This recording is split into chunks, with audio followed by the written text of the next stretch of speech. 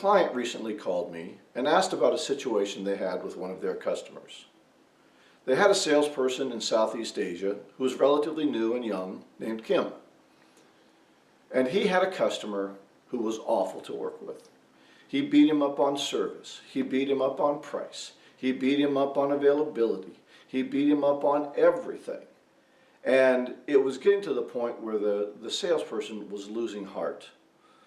And as a result of all this browbeating, the customer was getting the best price. They were getting the best service. And all of this had caused the company to have very low profitability.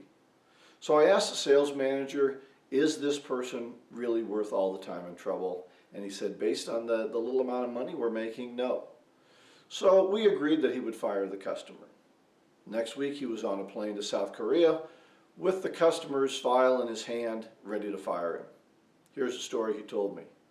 He sat down with the customer and they were all ready to fire him. He told him he was going to help him look for another supplier. Well, the customer was flabbergasted. He said, you can't do this to me. You can't fire me. You have the best service. You have the best product. You have the best delivery. You can't fire me. I need you. And the sales manager said, well, if you need us, here's the new rules. You're going to pay a reasonable amount and you're not going to beat up our salesperson anymore.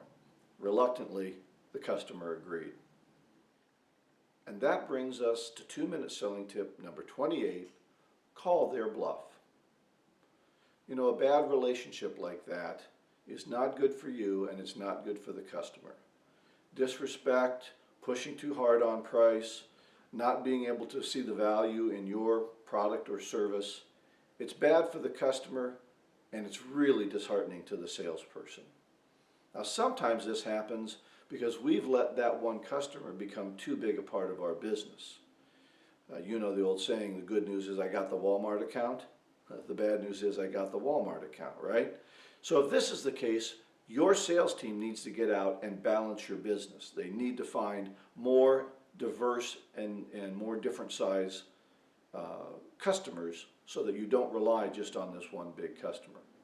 But in lieu of that, if you've got a situation where a customer is being disrespectful to your people and they're not profitable and they're not worth it, call their bluff. Encourage them to go. And until the next time, go out and get better, one skill at a time.